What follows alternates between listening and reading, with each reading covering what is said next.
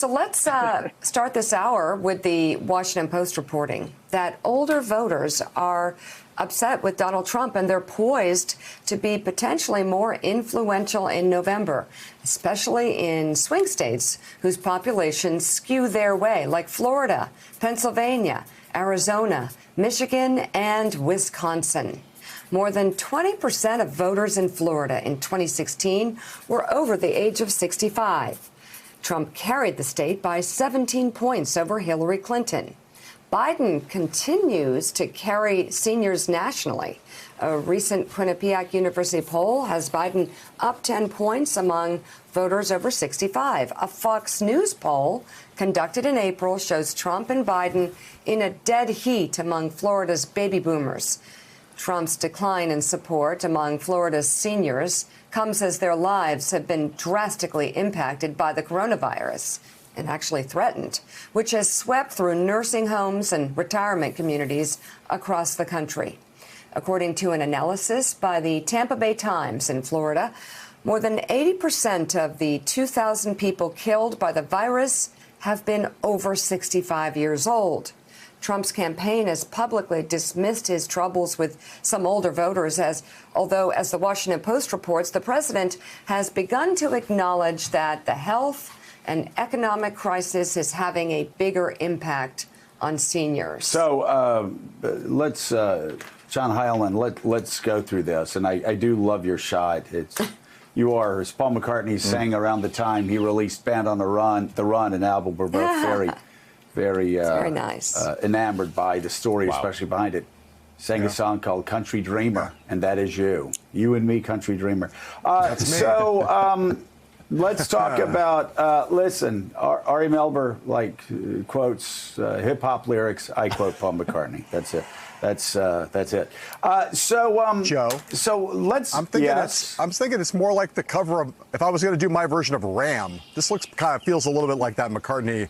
Like there should be like a sheep or something back here that I could shear and make a sweater or something. I'd be like, exactly. Feels like Ram era McCartney. Wildlife. We're 71 to 73 McCartney. Exactly. Let's talk though about the election, the way it's lined up. You've got obviously Michigan. A lot of Trump political people inside the White House are close. I won't say kissing Michigan goodbye, but their outlook is very grim on Michigan. Pennsylvania slipping away. You have the Scranton-Wilkes-Barre area, a big media market that usually skews Republican. It's skewing for Biden right now, and a lot of seniors there. Pennsylvania, the suburbs of Philly, all of it looking very bad for Donald Trump. So you go to the Sun Belt. You've got to look at Florida. You've got to look at Arizona. And there, seniors are breaking away from Donald Trump because, as we've all said, this pandemic disproportionately kills senior citizens. Talk about how that's going to shape this race through the summer and into the fall.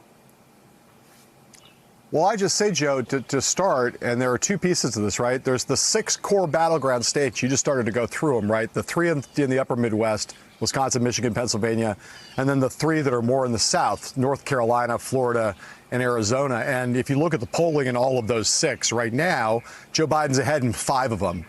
North Carolina is the only one that Biden is not. He's been neck and neck with Trump in North Carolina, but he's not ahead there. That's his weakest of those core states. And I'll just say it's funny because I heard you guys talking this morning in the last hour about the fight about the convention now in North Carolina. So it's like Trump's behind in 5 out of the 6 core battleground states. And the one where he's a little bit ahead, he's picking a fight over the convention and might manage to push that into Joe Biden's column too.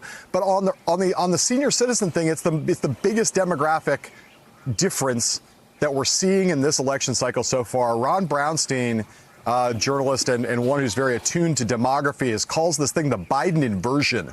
And the Biden inversion is, unlike most Democrats who traditionally do well with younger voters but struggle with older voters relative to Republicans, Biden is doing well with older voters and beating Donald Trump in a way that if the numbers hold, it makes it impossible for Trump to win the election if Biden wins seniors by 10.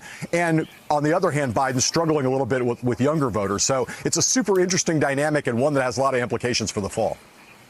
And Peter Baker, obviously people around the president inside the White House would prefer that he take a different tack and would have preferred that he took a different tack throughout this entire pandemic.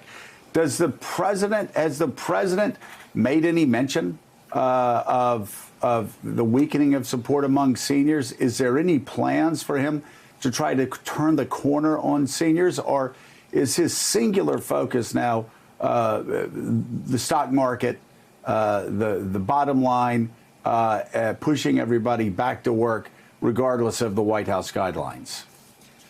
Yeah, there's been a lot of conversation about this very trend within the Trump circle, no question about it. They're very focused on it. They know that seniors are a core part of their constituency. If he's going to win re-election, as John just said, he needs this demographic certainly to be better than it is right now. So you'll see the president go tomorrow to Florida, the site of the concern that they have very acutely there. He's going there for the launch of the SpaceX rocket if the weather holds.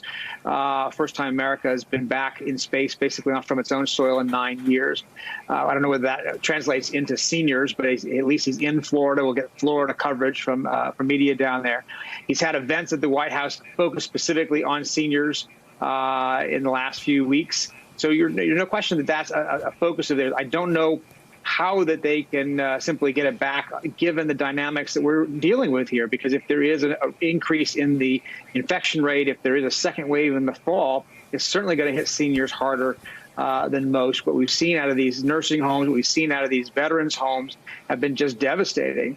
And the question is whether or not the CDC and the federal government can target these homes in a more successful way than they have so far. Right now, they've been killing fields, and that obviously has an impact on the political race. Thanks for checking out MSNBC on YouTube, and make sure you subscribe to stay up to date on the day's biggest stories. And you can click on any of the videos around us to watch more from Morning Joe and MSNBC. Thanks so much for watching.